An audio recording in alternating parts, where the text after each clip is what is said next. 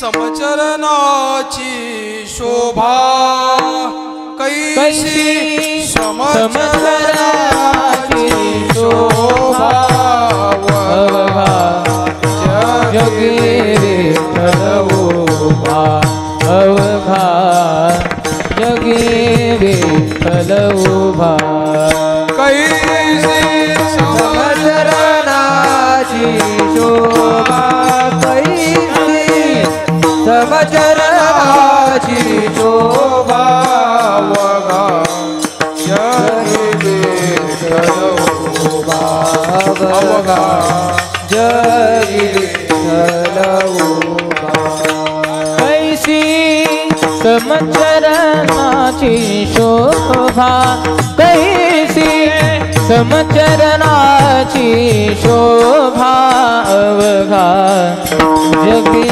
विठ्ठल उभा अवघा जगी विठ्ठल उभा कैसी समचरणाची शोभा कैसी समचरणाची शोभा अवघा जगी विठ्ठल उभा अवघा जगी विठ्ठल उभा हे विठ्ठल लाविले पिसे विठ्ठल लाविले पिसे विठ्ठल लाविले पिसे विठ्ठल लाविले पिसे जिकडे पाहे तिकडे दिसे जिकडे पाहे तिकडे दिसे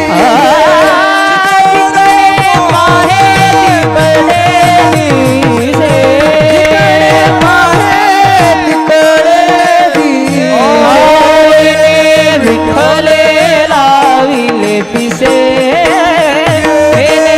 विठ्ठले लाविले पिसे जिकडे पाहे तिकडे दिसे जिकडे पाहे तिकडे दिसे येणे विठ्ठल लाविले पिसे येणे विठ्ठल लाविले पिसे जिकडे पाहे तिकडे दिसे जिकडे पाहे तिकडे दिसे पाहते पाहनिया माझारी पाहते पाहनिया माझारी पाहते गेले पाहण्या परी पाहते पाहते गेले पाहण्या परी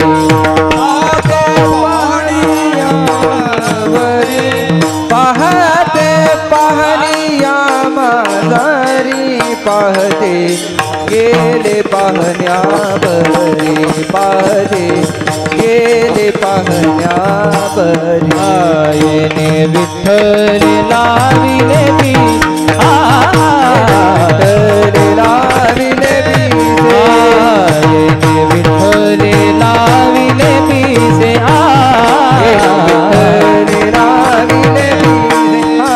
जिकडे पाहे तिकडे दिसे जिकडे पाहे तिकडे दिसे जिकडे पाहे तिकडे दिसे जिकडे पाहे तिकडे दिसे विठ्ठले लाविले पिसे येणे विठ्ठले लाविले पिसे जिकडे पाहे तिकडे दिसे जिकडे पाहे तिकडे दिसे येणे विठ्ठल लाविले पिसे येणे विठ्ठल लाविले पिसे जिकडे पाहे तिकडे दिसे जिकडे पाहे तिकडे दिसे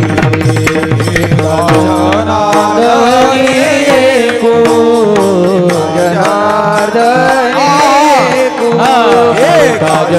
जनार्दनी को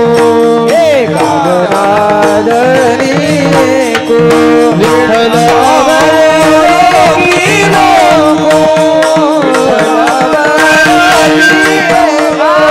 विठ्ठल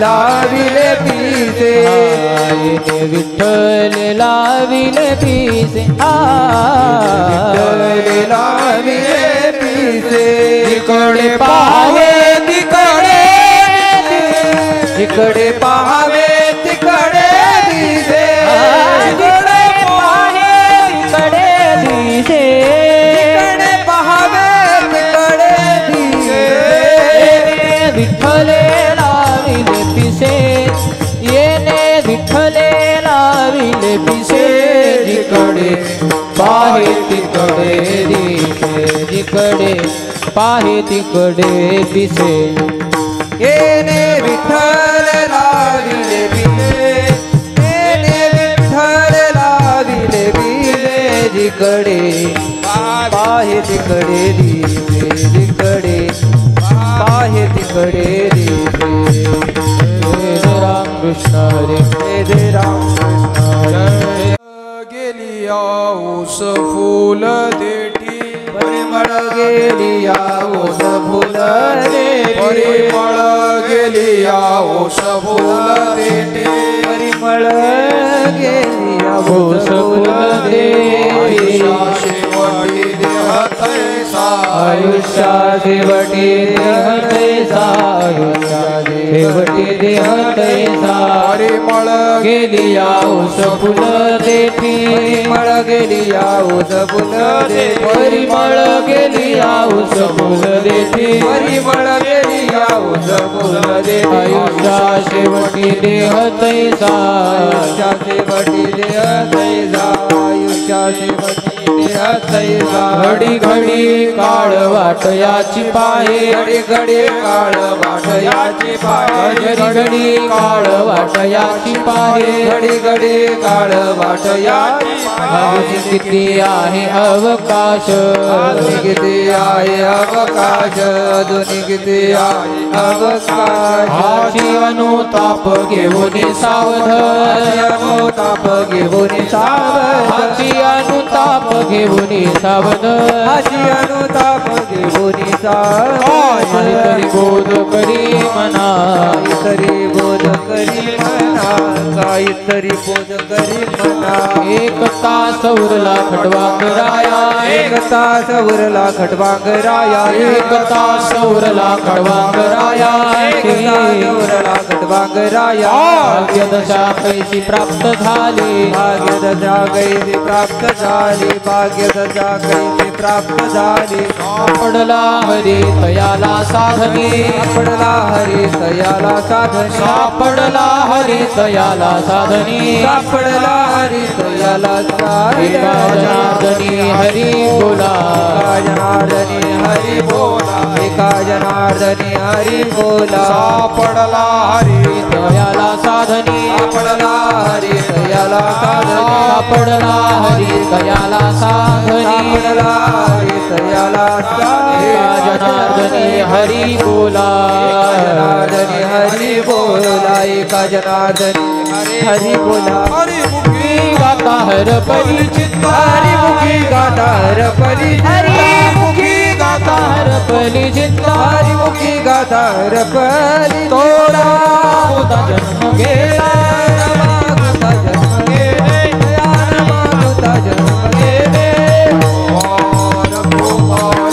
विठोबार कुमाये जय जय विठोबार कुमाये हरी जय जय विठोबार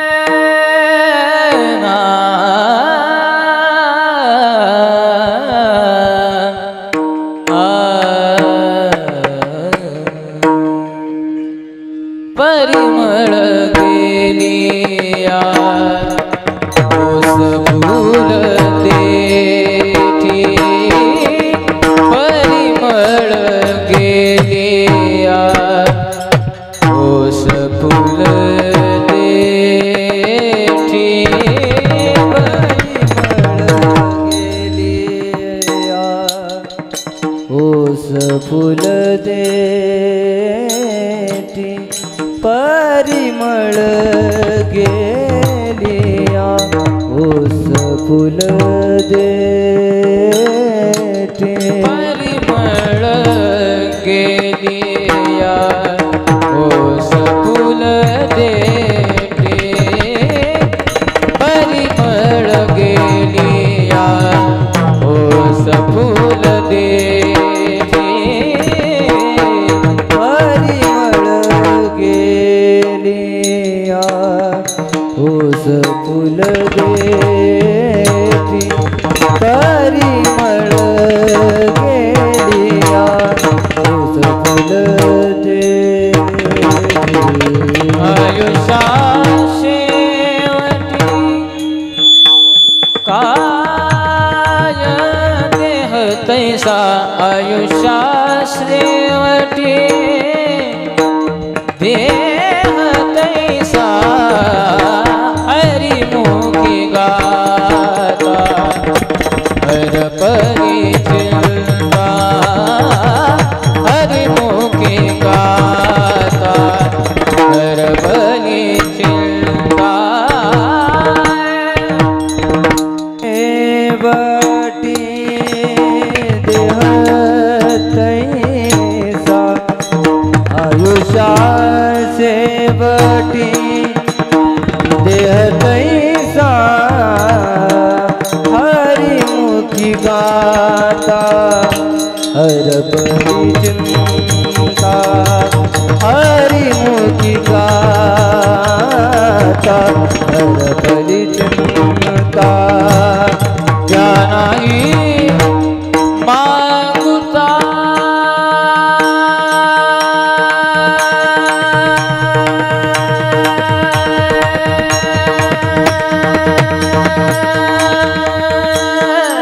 क्या नाही मागुता क्या नाही मागुता क्या नाही मागुता जन्म केला क्या नाही क्या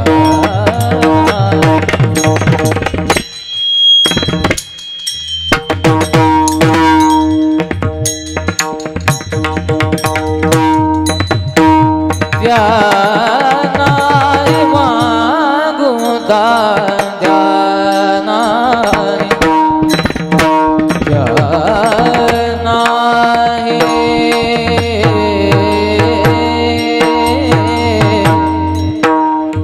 नाही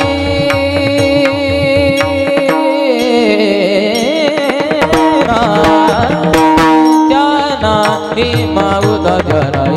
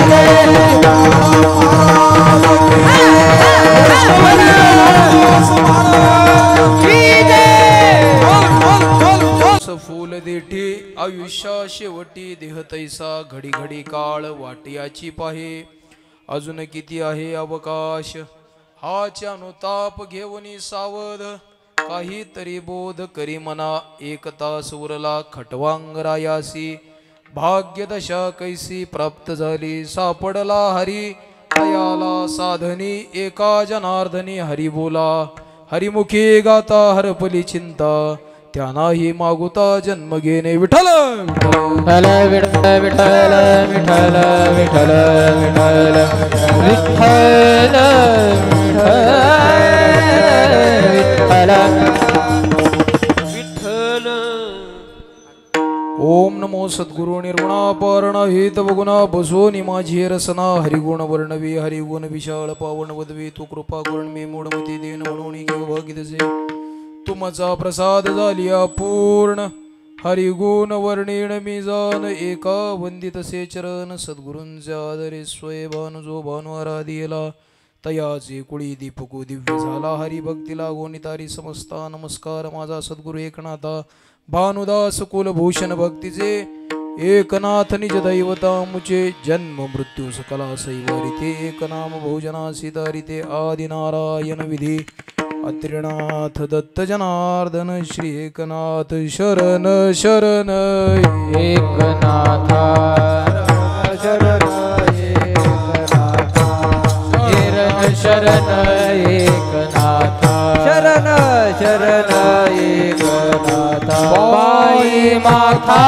ठेविला पायी माथा ठेविला पायी माथा ठेविला पायी माथा ठेविला पायी माता ठेविला पायी माता शरण शरण एकनाथा पायी माता ठेविला पायी माता ठेविला पायी माता ठेविला शरण शरण एकनाथा पायी माता ठेविला पायी माता दोष झालो दास पाया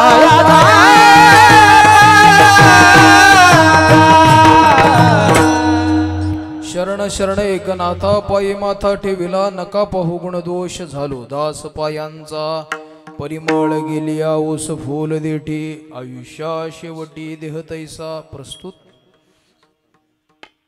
प्राप्त प्रसंगी शांती ब्रह्म श्रीमंत श्री एकनाथ महाराज यांचा अभंग कीर्तन रूपी सेवेकरता उपस्थित केलेला आहे। ज्या प्रयोजनानं आपण एकत्रित आलेलो आहोत त्याला एक निमित्त आहे। निमित्त जे आहे ते पुण्यस्मरणाचं आहे। प्रथम पुण्यस्मरणाच्या निमित्तानं कैलासवासी श्री काशीनाथ भाऊ जाधव यांच्या प्रथम पुण्यस्मरणानिमित्तानं आपण सगळीजण या ठिकाणी एकत्रित आलेलो आहोत। हा सोहळा आयोजित करत असताना त्यांच्या पश्चात त्यांची पत्नी भीमाबाई काशीनाथराव जाधव, मुलं त्यांची राजेंद्र काशीनाथ जाधव, श्री विठ्ठल काशीनाथ जाधव, मुली त्यांच्या ज्या आहेत रेखा पांडुरंग जठार आणि शीतल राजेश जठार यांनी हा कार्यक्रम आयोजित केलेला आहे। या कार्यक्रमाला आम्ही उपस्थित असण्याचं प्रयोजन म्हणजे या काशीनाथ बाबांचे असणारे नातू सोहम महाराज आणि त्याचबरोबरीनं हा सगळा ऋणानुबंध जोडत येत असताना आज सगळी मंडळी आम्ही सोबत लहानपणी वाढलो आणि आज सगळी सोबत या ठिकाणी एकत्रित सुद्धा आलेलो आहे। हरिभक्त परायण श्री परममित्र आणि नाथ महाराजांच्या आमच्याच परंपरेचे पाईक असे असणारे अभिमन्यू महाराज कदम यांचा फार मोठा नाथ परंपरेशी नाळ जोडल्या गेलेली आहे आणि कशा पद्धतीनं परंपरेचा विस्तार जसा आमच्या मनामध्ये इच्छा होईल, जशी नाथ महाराज बुद्धी देतील तसा आमचा संवाद चालू असतो आणि त्या माध्यमातनं सगळीच या ज्ञान मंदिर वारकरी शिक्षण संस्थेचा आमचा स्नेह आहे।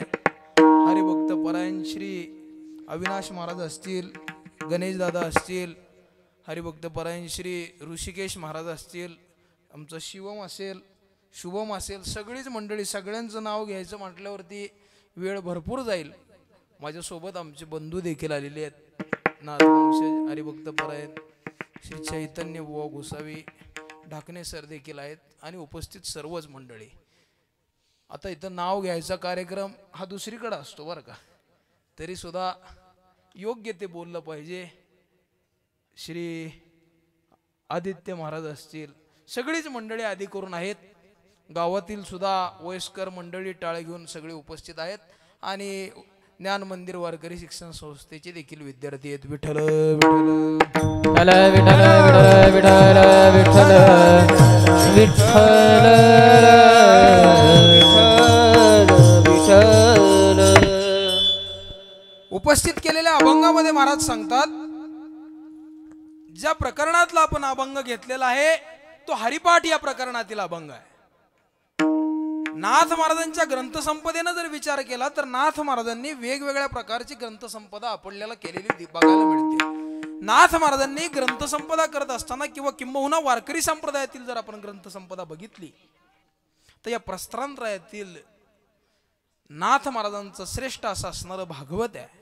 आणि हे भागवत असताना सुद्धा एक विचार जर करायला गेला तर नाथ महाराजांना हरिपाठ लिहिण्याची तशी गरज काय, हा एक विचार आपल्याला बघता येईल.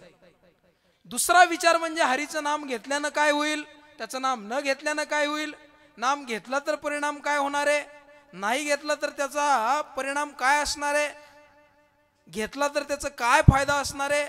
सगळ्या गोष्टींचा विचार ज्याच्यामध्ये एकत्रित केलाय तो गोष्ट म्हणजे हरिपाठ आहे. हरीच्या नामाचा संचय ज्याच्यामध्ये असं म्हणता येईल का. अजून त्याचा विचार जर बघितला तर महाराज नाथ महाराजांनी वेगवेगळ्या ग्रंथातनं वेगवेगळी विषय आपल्या समोर मांडलेली आहेत. काही भक्तिप्रधान ग्रंथ आहेत, काही ज्ञानप्रधान आहेत. आणि या सगळ्या गोष्टी असताना सुद्धा गुह्य असणारं ज्ञान सामान्यांना सुद्धा मिळावं हा अट्टहास संतांचा आहे. आणि नाथ महाराजांनी वेगवेगळ्या माध्यमातनं सर्वांपर्यंत तो परमार्थ सांगायला सुरुवात केली. आणि त्यातल्या त्यात सगळ्यांना समजेल असा जर एक विचार केला तर तो ग्रंथ म्हणजे हरिपाठ आहे. सगळ्यांना म्हणायला सुलभ आहे. त्यांनाही मागुता जन्म घेणे. अजून विचार जर बघितला महाराज, जो हरिभक्त आहे, जन्माला आलेला जो जीव आहे किंवा आपला जन्म ज्यासाठी झालेला आहे, हे सर्व कार्य करत असताना दश दिशांना ज्यांना परमात्म्याशिवाय आणि परमार्थाशिवाय काही दिसत नाही त्या हरिभक्तांसाठी नाथ महाराजांनी केलेला हा सगळा उपदेश आहे. कोणाला हरिभक्त म्हणायचं, आता याचे सुद्धा अनेक विचार बघता येतील. परंतु खाली बघितलं, वरती बघितलं, मागे बघितलं, पुढे बघितलं, अलीकडे बघितलं, पलीकडे बघितलं, अशा सगळ्याही चार दिशा, चार उपदिशा खाली आणि वरती अशा 10ही दिशांना त्यांच्या डोळ्यांनी काय दिसलं पाहिजे, धन, पुत्र, पैसा काय दिसलं पाहिजे,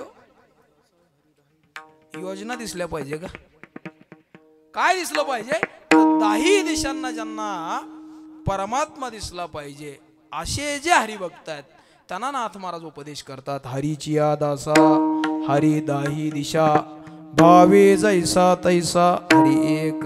वेगवेगळ्या नामानं आपण त्यांना कोणी हरी म्हणतं, कोणी परमात्मा म्हणतं, कोणी ईश्वर म्हणतं, वेगवेगळ्या नामानं त्याला संबोधल्या गेलेलं आहे.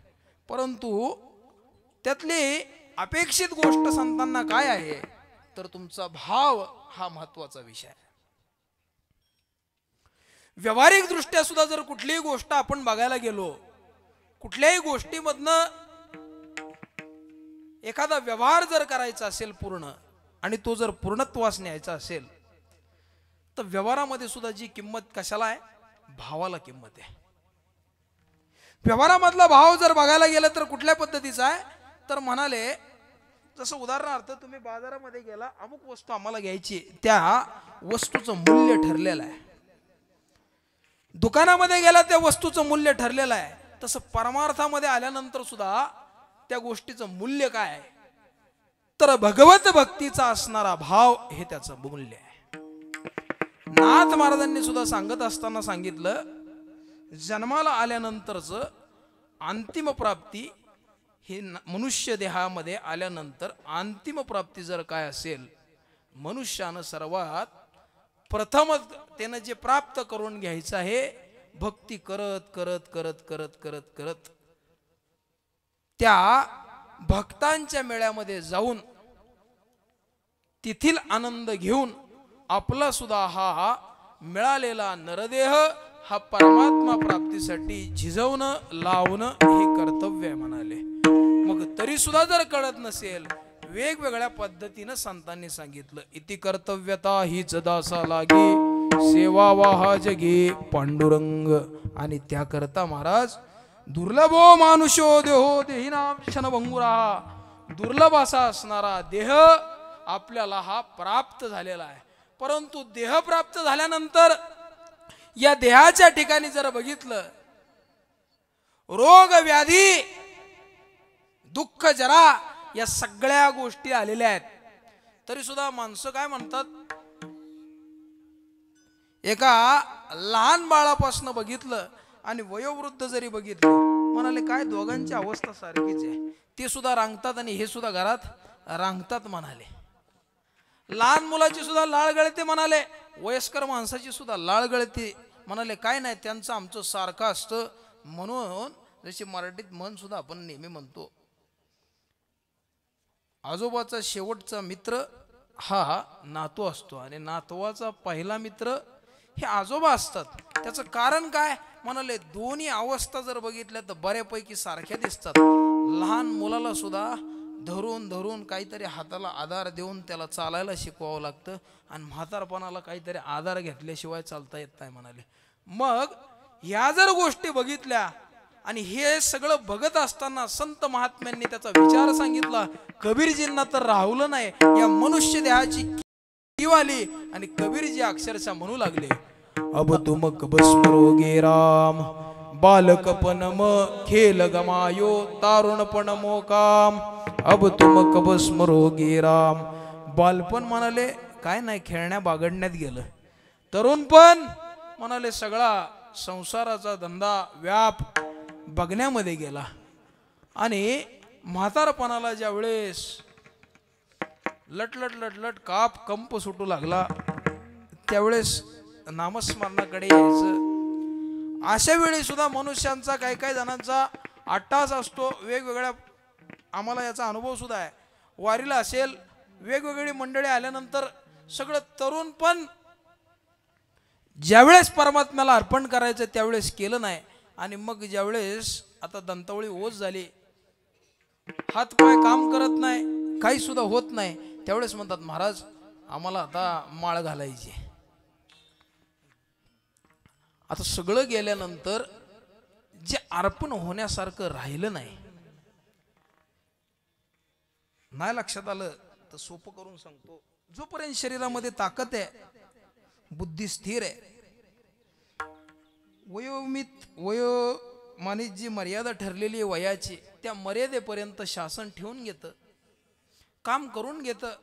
आणि ज्यावेळेस लक्षात येतं की आता यांचं काम करण्यासारखं शरीर राहिलं नाही, त्यावेळेस सन्मानानं सांगतात की आता तुम्ही सेवेतनं या निवृत्त होत असताना निरोप समारंभ देऊन सांगतात की आता उद्यापासून तुम्हाला शासन निवृत्त करणार आहे. मग तसा विचार केल्यानंतर आयुष्याच्या घटिकेमध्ये बालपणापासनं जर भक्ती करणं संतांना अपेक्षित आहे, ज्यासाठी देह दिला ते जर साधन घडत नसेल तर ते कामाचं नाही म्हणाले. काय साधन घडणं अपेक्षित आहे? नाथ महाराजांना अपेक्षित जे आहे की दुसरं तिसरं काही नाही, साच निरपेक्ष जो निषेक, निरपेक्षत्वानं भक्ती करणं हे अपेक्षित आहे. कशा पद्धतीनं? आसक्ती रहित अशा पद्धतीची भक्ती अपेक्षित आहे. परमात्म्याकडनं जसं आपल्याला काहीतरी पाहिजे, काय पाहिजे? रोज मनुष्य सांसारिक जीवनामध्ये मागणी करत असतो, आम्हाला सुखाची प्राप्ती होऊ द्या. सुखाची प्राप्ती होण्यासाठी काय करायला पाहिजे? म्हणाले काही नाही, किती कष्ट केले म्हणजे आमच्या वाट्याला सुख येईल. जसं आपल्या प्रत्येकाला अनुभव असतो, एक वयाच्या मर्यादा पार केल्यानंतर एवढा सगळा संसारासाठी जोडाजोड जोडाजोड जोडाजोड करत करत करत करत एक सगळ्या गोष्टी माणूस बांधतो, त्या गोष्टीपर्यंत येतो. आणि मग जसा जसा तो वयोवृद्ध होऊ लागतो तसं तसं त्याच्या मनात येतो. सहज एखाद्या दिवशी बोलता बोलता घरातले म्हणतात काय तुम्ही केलं? त्यावेळेस त्याला वाटतं एवढा सगळा कुटाणा केला तो कोणत्याच कामाला नाही आला, हे कशासाठी केलं म्हणून त्याला खंत वाटू लागते.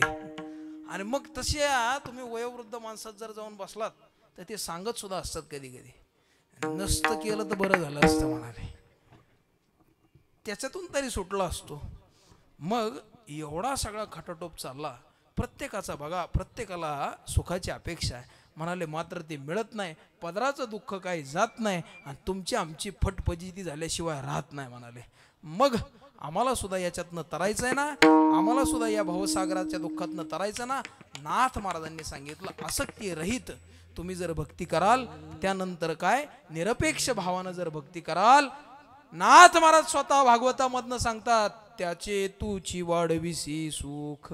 काय करतात?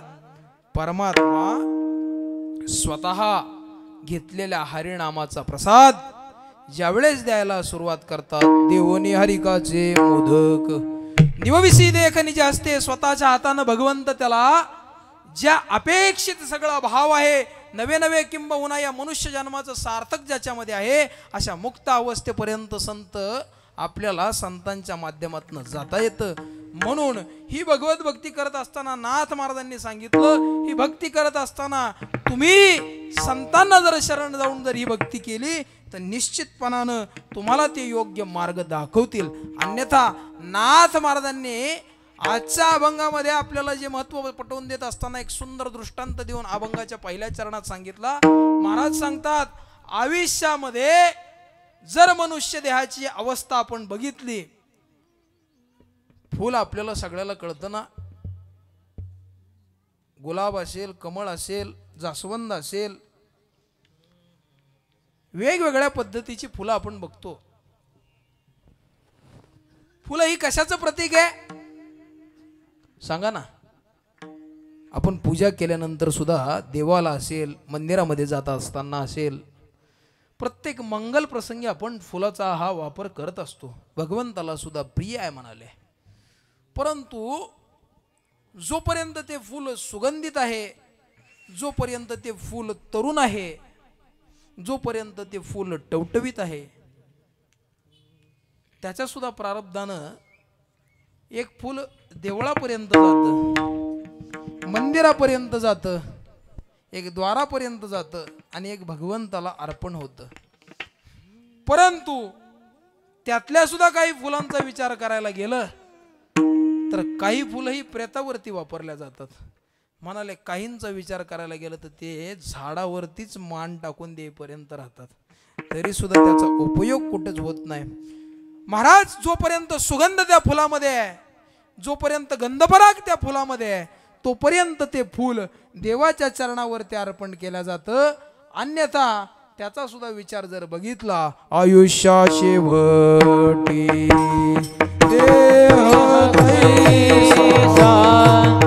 आयुष्या शेवटी देह तैसा, आयुष्या शेवटी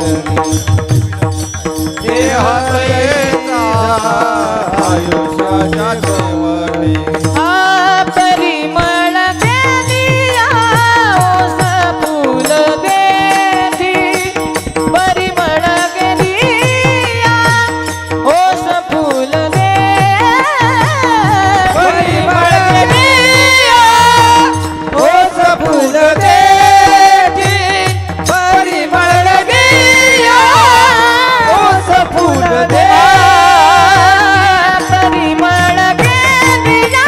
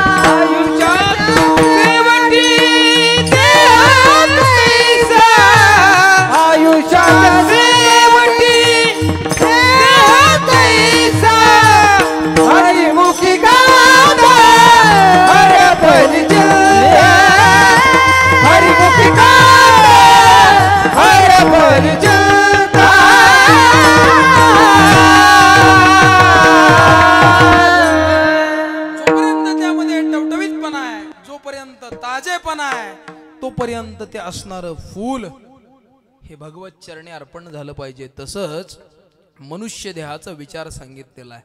जोपर्यंत ज्या मनुष्य शरीरामध्ये ताकद आहे ना तोपर्यंतच ते भगवत चरणी अर्पण करा.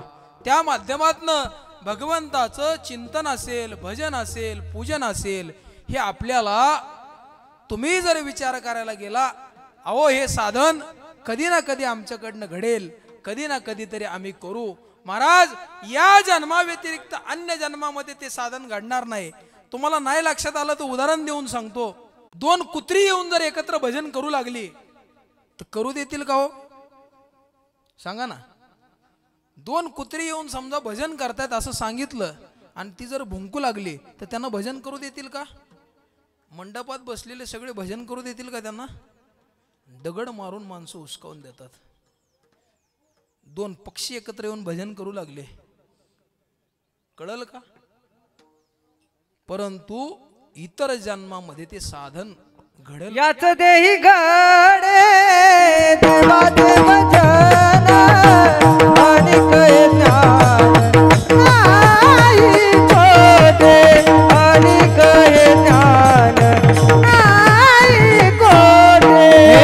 याच देही घडे देवाचे भजन आणि कळे ज्ञान आणि कळे ज्ञान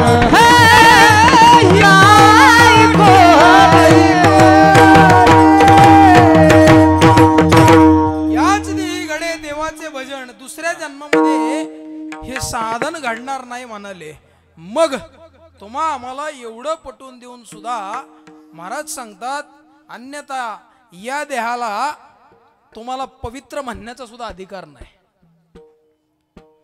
देह अपवित्र अमंगळ सांगितलेला आहे. वेगवेगळ्या ठिकाणी आपण जर बघितलं, देहाच्या संबंधानं संतांनी अनेकदा ताशेरे सुद्धा ओढलेले दिसतात. दुर्लभ असा असणारा देह प्राप्त झाल्यानंतर या जन्माव्यतिरिक्त तुम्हाला अनेक जन्मामध्ये वेगळी साधनं करता येतील, परंतु हे साधन या जन्मामध्ये घडणार आहे. परंतु तरी सुद्धा तुम्ही जर भरकटल्यासारखा दुसऱ्या मार्गाने जात असाल, अहिताच्या मार्गाने जात असाल, तरी सुद्धा संत आपल्याला हिताचा मार्ग दाखवतात, वेळोवेळी सावध करतात. कशा पद्धतीनं? महाराजांनी सांगितलं, ज्या देहानं खऱ्या अर्थानं परमार्थ केला त्या परमार्थाचं ठिकाण, राहण्याचं ठिकाण दुसरं तिसरं काही नसून परमार्थाचे घर नाममुखी. महाराज म्हणाले, ज्यांच्या मुखामध्ये अखंड नाम आहे त्यांचा संसार तरला. नाथ महाराज स्वतः सांगतात, ज्यांच्या मुखामध्ये, ज्या मुखाने हरिनाम घेतलेला आहे तिथे परमात्मा येऊन तर राहतो, तो देह सुद्धा पवित्र होतो. पवित्र तो देह सदा ज्याचा नेम, वाचे गाये राम सर्व भावे.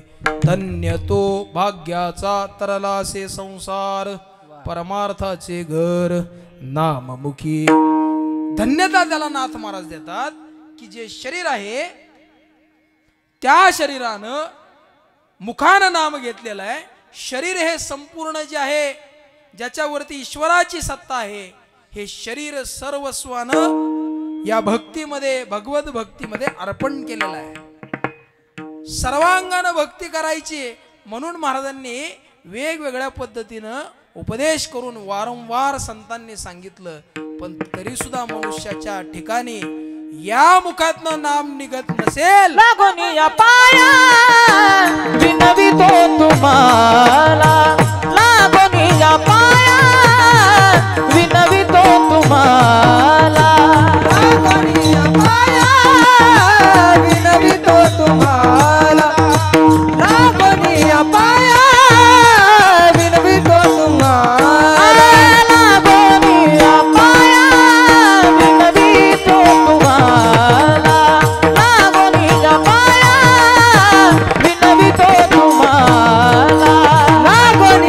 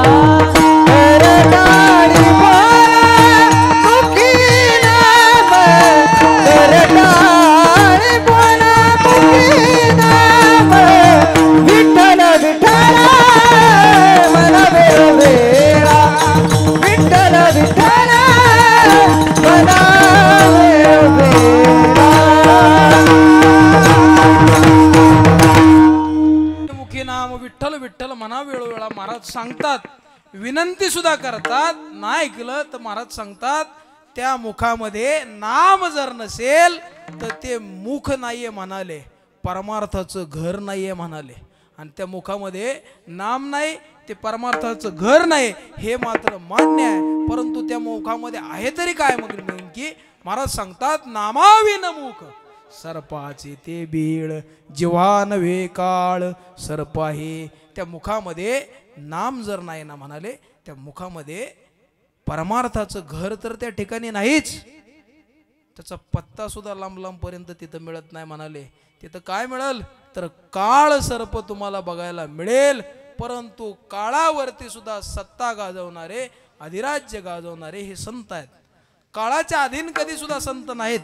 संतांनी वेळोवेळी सुद्धा संतांना पाहिल्यानंतर, संतांच्या भक्तीमुळे आणि त्यांनी घेतलेल्या सततच्या नामघोषामुळे काळाच्या अधीन ते राहत नाहीत, तर काळावरती विजय वेळोवेळी संतांनी मिळवलेला आपल्याला. जगा काळ खाय आम्ही माता दिला पाय, आम्ही माता दिला पाय, आम्ही माता दिला पाय. जगा काळ खाय आम्ही माता दिला पाय, आम्ही माता दिला पाय, आम्ही माता दिला पाय.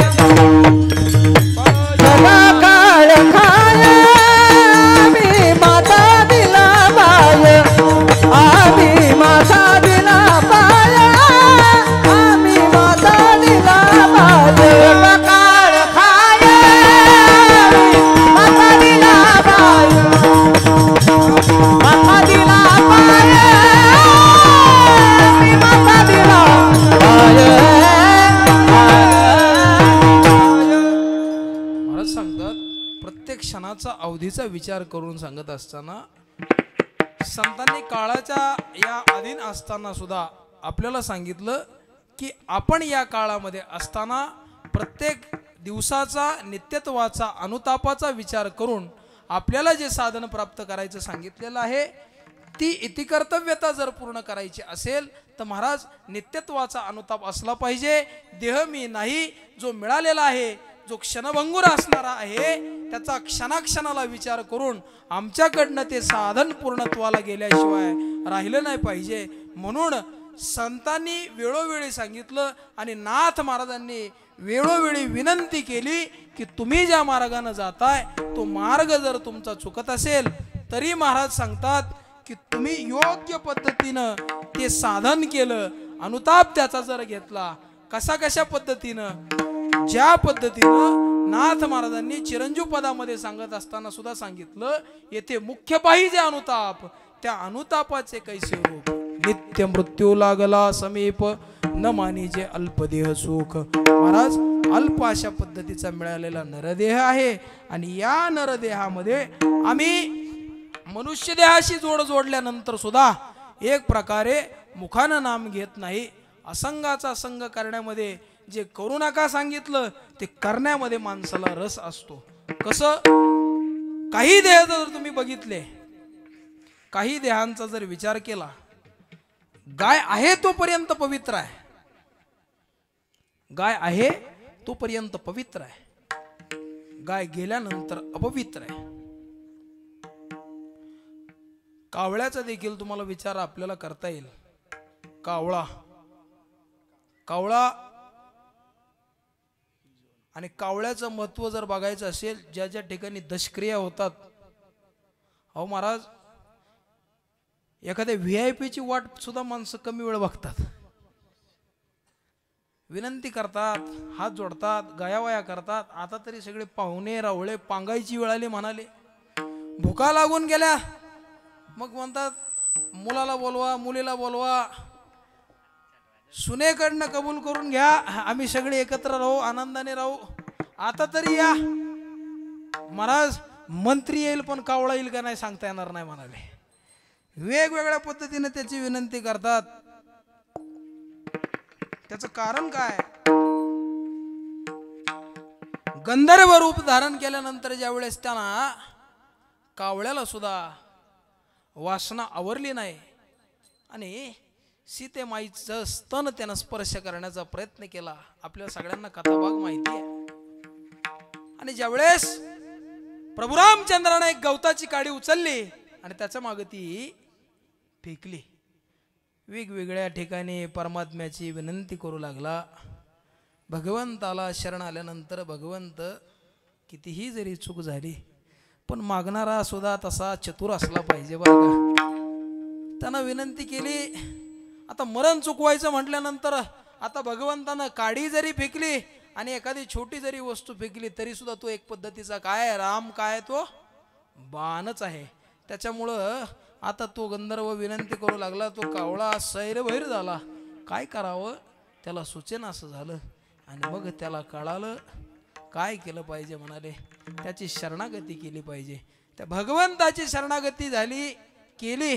कावळ्याला एका डोळ्यानं म्हणाले देवा माझ्या डोळ्यानं जर तो विषय बघितला नसता तर माझ्या अंतःकरणाला तो शिवला नसता आणि माझ्या अंतःकरणामध्ये माझ्या मनामध्ये तो विचार आला नसता तर माझ्या बुद्धीमध्ये सुद्धा तो विचार आला नसता.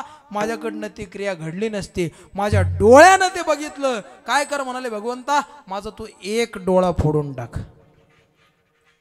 आणि एक डोळा फोडला आणि दुसऱ्या डोळ्यानं भगवंतानं त्याला प्रसाद दिला. दिव्य दृष्टी दिली. पहिलं तो गे काऊ कोकत आहे शकून गे माये सांगत आहे दही भाताची उंडी लावीन तुझे तोंडी सत्य सांग विठू गोटी येईल काही.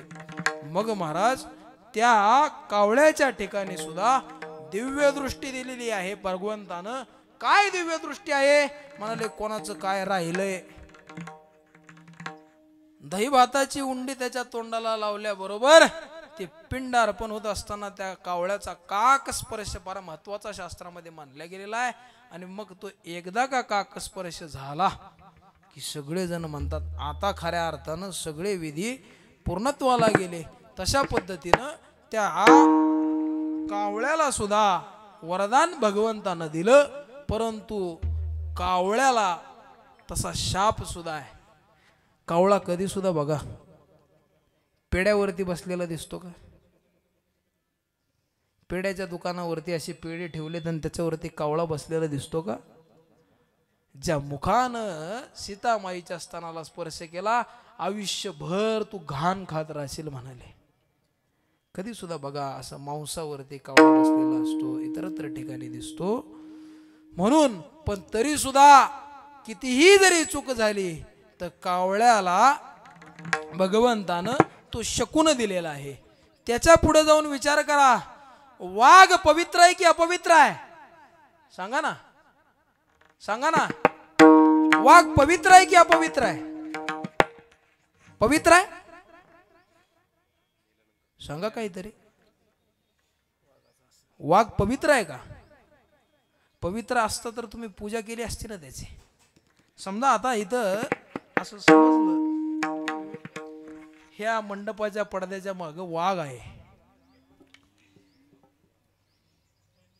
तर तुम्ही सगळेजण असेच बसून राहताल ना. त्याची पूजा करू आपण सगळेजण आरती करू अशा पद्धतीचं आहे का. अहो माणसं वाघ म्हटलं तरी सुद्धा लांब लांब लांब लांब लांब लांब सारखायला सगळी जण जिकडे तिकडे सैरभर होऊन जातात. परत कोणी कुठे होतं की नव्हतं अशा पद्धतीचं होऊन जातं. पण वाघ म्हटल्याबरोबर जशी मनामध्ये भीती बसते जशी दहशत बसते. परंतु वाघ बघितल्यानंतर अजून माणूस थोडासा लांब जातो. वाघाच्या जवळ जातो जात नाही म्हणाले. आणि मग त्यांच्या जर आपण खऱ्या अर्थानं बघितलं वाघ जिवंतपणे पवित्र आहे का. वाघ जिवंतपणे अपवित्र आहे. परंतु वाघ गेल्यानंतर व्याघ्रांबरावरती बसून केलेली साधना ही फलद्रूप होते. फळास पावते पूर्णत्वास जाते. म्हणून वाघ जिवंतपणे अपवित्र आहे परंतु गेल्यानंतर पवित्र आहे. मात्र संतांचा जर विचार केला संत आहेत तोपर्यंतही पवित्र आहे. निजधामाला गेल्यानंतर सुद्धा पवित्रच आहे. म्हणून संतांच्या ठिकाणी विचार करत असताना नाथ महाराजांनी स्वानुभव एक प्रकारे सांगितलेला आहे. धन्य तो भाग्याचा तरलासे संसार परमार्थाचे घर नाममुखे. आणि असा पवित्र देहानं काय केलेला आहे तर वेळोवेळी हा देह काय करतो म्हणाले, करीत असे कथा कीर्तनी आवडी, आणि याचा प्रसाद म्हणून त्याला काय ब्रह्मज्ञान जोडी तयाला भे एका जनार्दनी धन्य ते शरीर परमार्थ संसार एक रूप.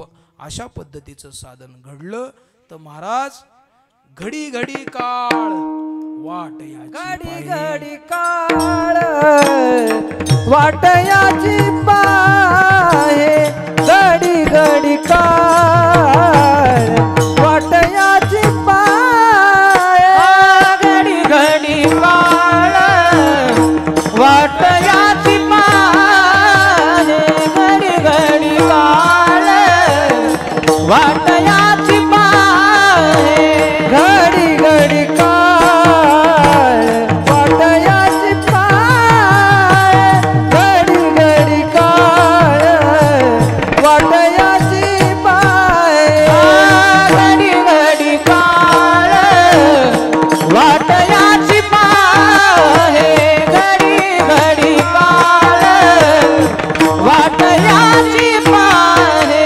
अजून किती अवकाश, अजून किती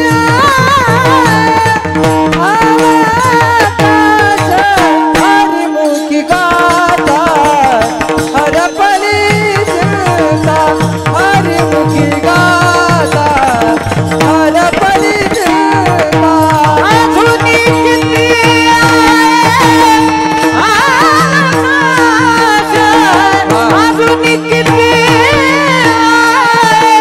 अवकाश, हरिमुखी गाथा हरपली चिंता, हरिमुखी गाथा हरपली चिंता, हरपली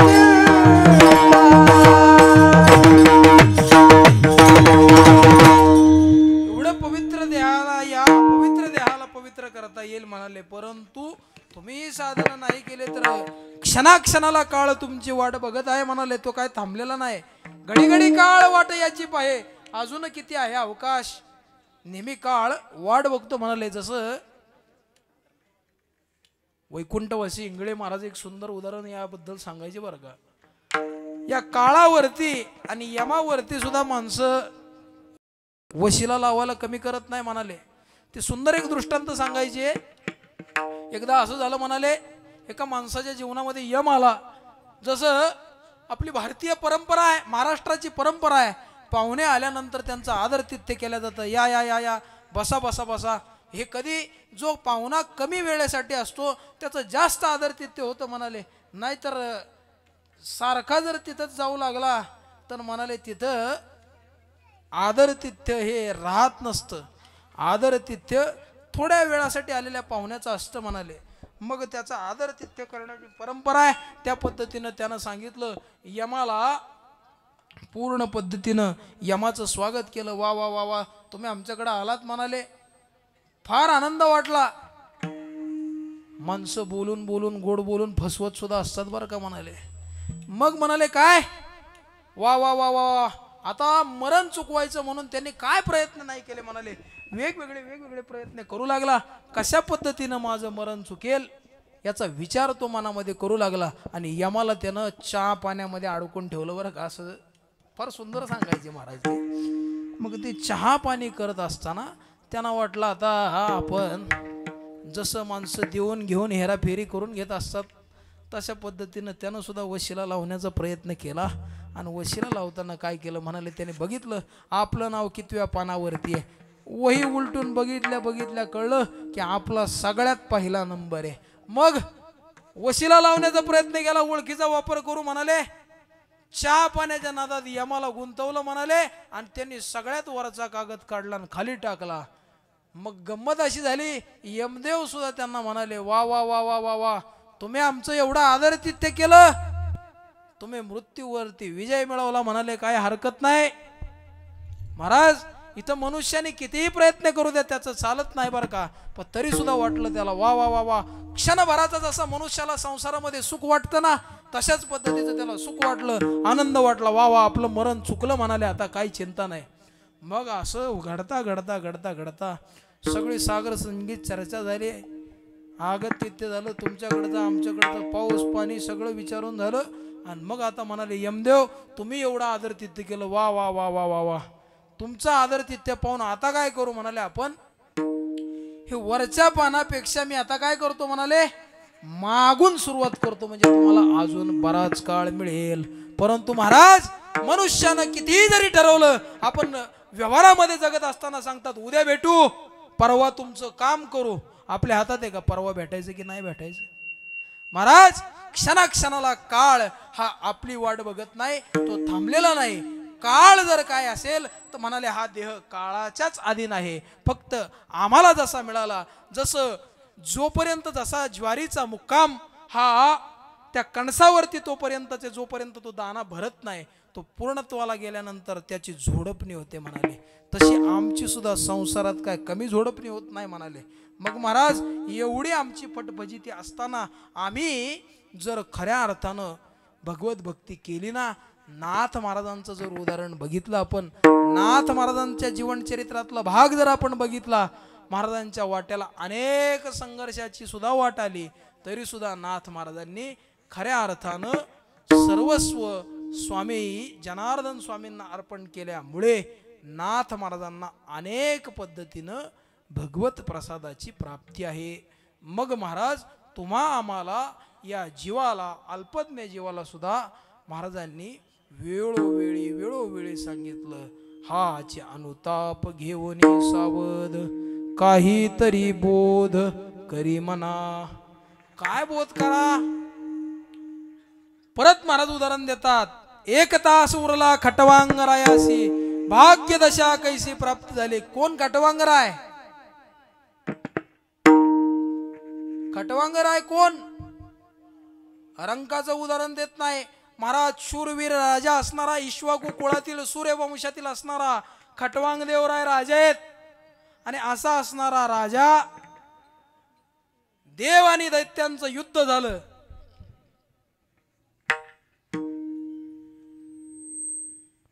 तुम्ही कोणाची साथ दिली असती देवाची दिली असती की दैत्याची दिली असती. देव आणि दैत्यांचं युद्ध झालं आणि त्यावेळेस खटवांग देवराय हे खटवांगराय देवाच्या बाजूनं उभा राहिले. युद्ध झालं विजय देवांचा झाला आणि झाल्यानंतर खूप मोठा राजा भरपूर सगळं ऐश्वर. महाराज थोडे थोडे थोडे थोडे पैसे आले की माणसं बदलतात नाही बदलत. राहणीमान बदलतं बोलणं बदलतं वागणं बदलतं खानपान बदलतं काय बदलत नाही म्हणाले. अहो काळा माणूस सुद्धा पांढरा व्हायसाठी प्रयत्न करतो म्हणाले विठ्ठल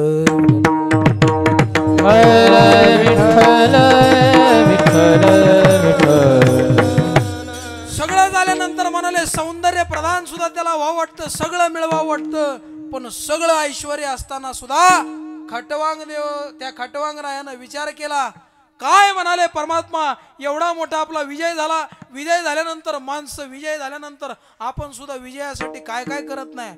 महाराज घोड्यावर बसलेल्या नवरदेवाला सुद्धा काय कमी विजय झाल्यासारखं वाटत नाही. युद्धाहून आलेल्या माणसाला निवडणूक लढलेल्या माणसाला विजयाच्या गोष्टीसाठी काय काय माणसं करत नाही. विजय खेचून आणण्यासाठी म्हणाले त्याच्यासाठी तुफानातले दिवे पाय लागतात म्हणाले विठ्ठल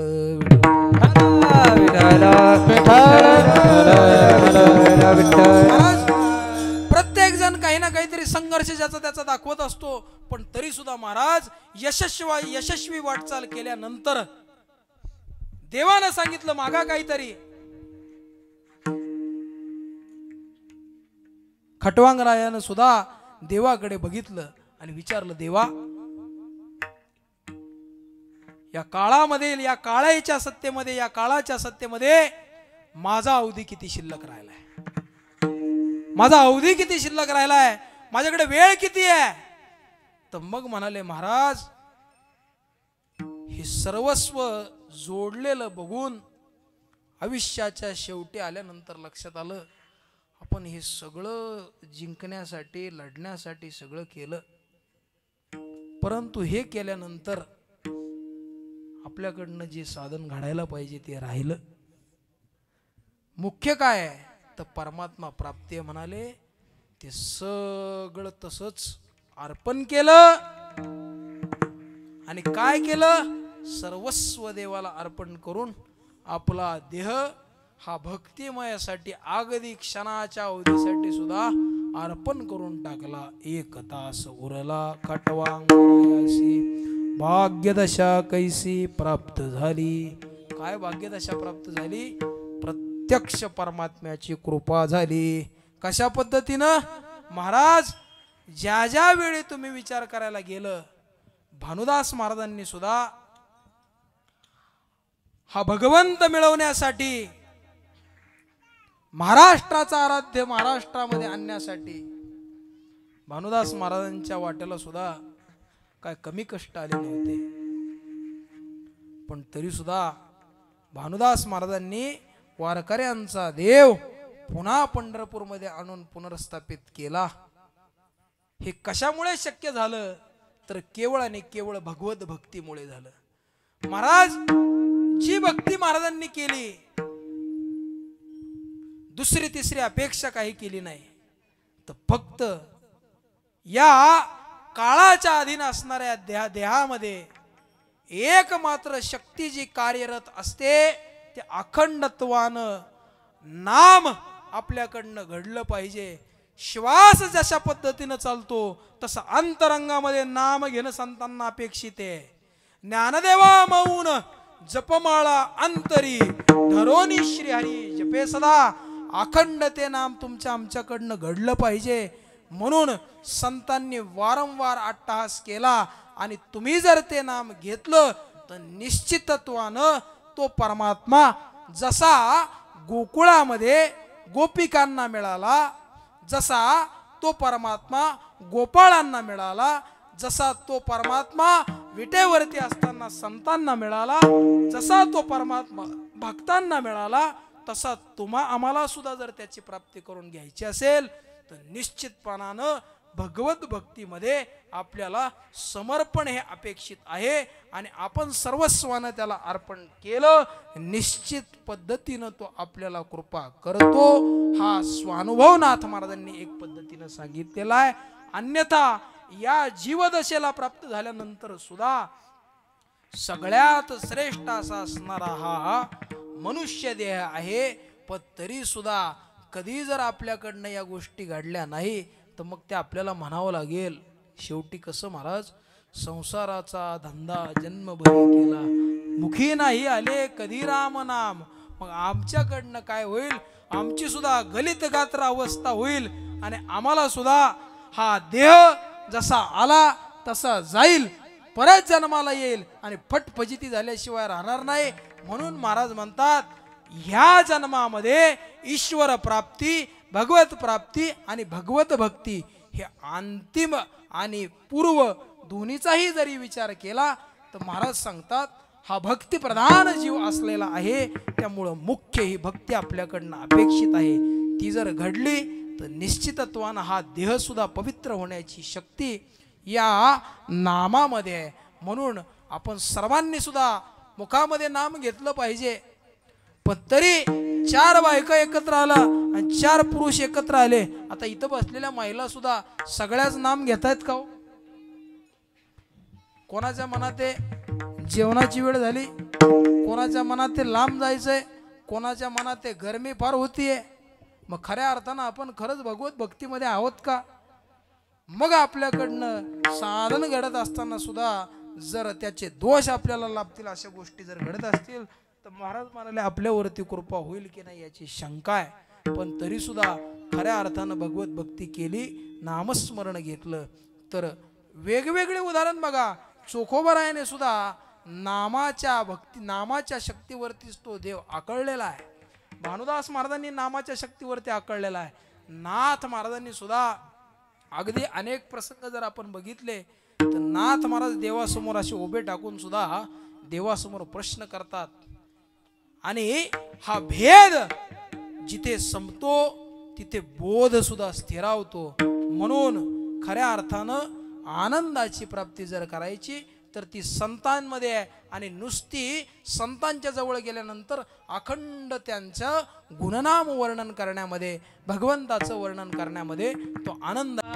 कुमारी जय जय विठोबार कुमारी जय जय विठोबार कुमारी विठोबार कुमारी जय जय विठोबार कुमारी विठोबार कुमारी जय जय विठोबार कुमारी विठोबा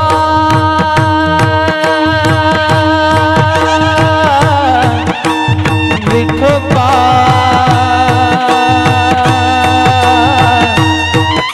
विठोबा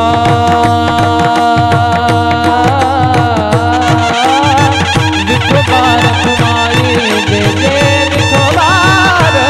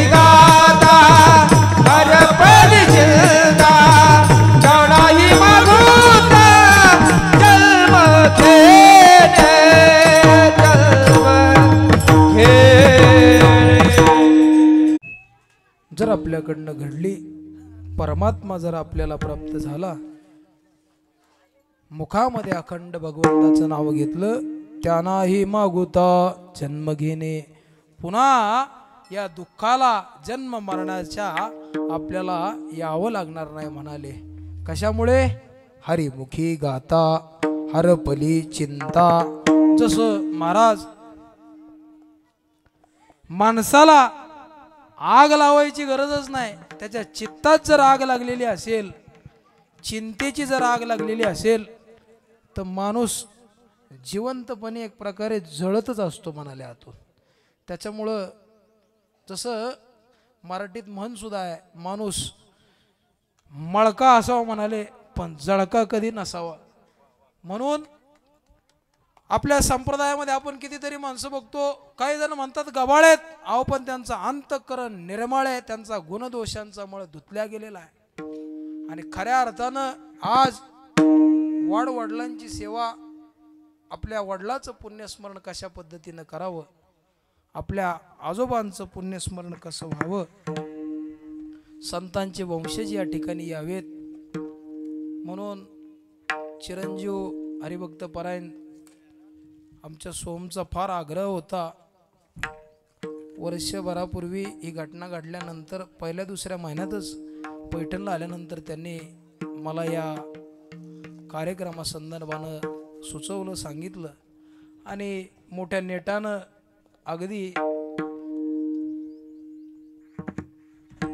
आपल्या आजोबांना सुद्धा हे कौतुक बघण्यासाठी जरी नसले तरी सुद्धा आजोबांचं पुण्यस्मरण करत असताना आज जवळजवळ 108च्या आसपास ज्ञानेश्वरी सुद्धा सगळ्यांना वाचनासाठी, पारायणासाठी, साधकांना अभ्यासासाठी सगळ्यांना ज्ञानेश्वरी या ठिकाणी ती देत आहेत. वेगवेगळ्या अन्नदान असेल, भजन पूजन असेल, सगळी सेवा त्यांच्याकडनं घडली. खऱ्या अर्थानं एक पद्धतीनं जशी भगवत सेवा आहे त्या पद्धतीनं आपल्या पितरांची सुद्धा सेवा आपल्याकडनं घडावी ही शास्त्रानं सांगितलेलं आहे.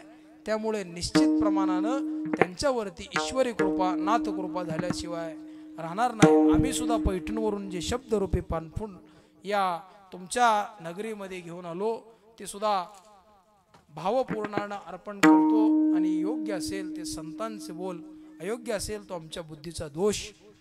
श्री क्षेत्र पैठण या ठिकाणी माघ शुद्ध सप्तमी, रथसप्तमी ते पौर्णिमा तसा 2 वर्षापूर्वी अगदी भव्य उत्सव करण्यात आला होता. यंदाचं वर्ष नाथ महाराजांच्या गुरुपरंपरेच्या ऐश्वर्य संपन्नते असणाऱ्या दिव्य परंपरेतील नाथ महाराजांचे गुरु यांच्या समाधी सोहळ्याचं अमृत महोत्सवाच्या दृष्टीनं जवळजवळ 450 वर्ष पूर्ण होतात आणि भव्य दिव्य असा सोहळा पैठणला होणार आहे. आपणही सर्वांनी त्यामध्ये सामील व्हावं ही विनंती करतो आणि माझ्या वाणीला पूर्ण विराम देतो. एक वार सर्वांनी मोठ्या प्रेमानं परंपरेचं भजन करूया.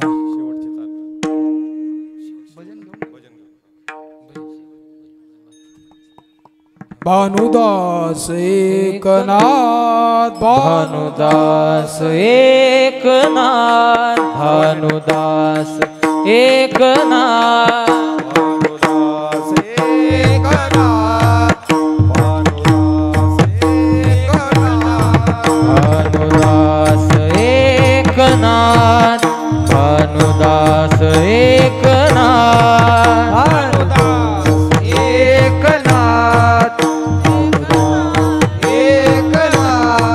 भानुदास एकनाथ, भानुदास एकनाथ, भानुदास एकनाथ, भानुदास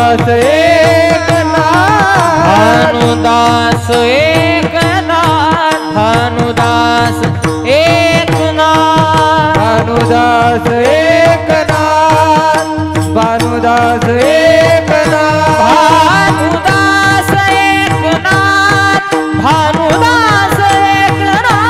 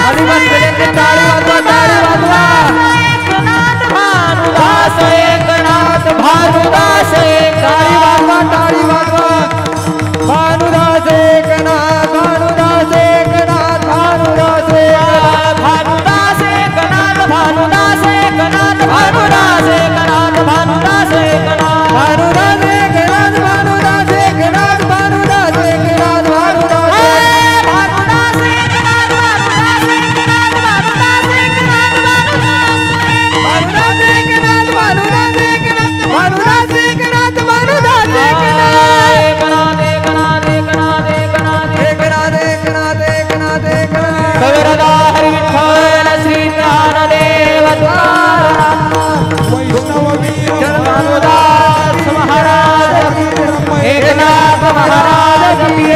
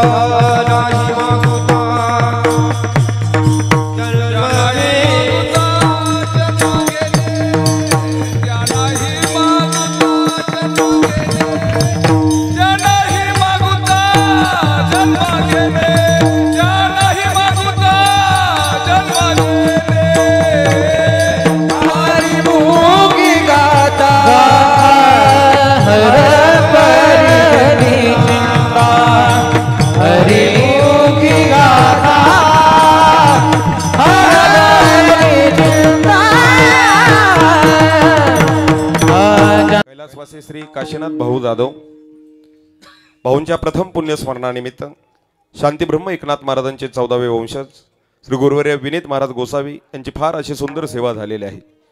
खरतर भाऊंच्या आठवणीला उजाळा देण्याकरता गावातील सर्वच या संपूर्ण जाधव कुटुंब प्रेम करणारे आप्तजन सखे सोरे मित्र परिवार गावातील विविध क्षेत्रातून कार्यकारी असणारे सामाजिक राजकीय शैक्षणिक औद्योगिक क्रीडा परमार्थिक प्रत्येकाचा मी फार मनापासून ऋणी आहे।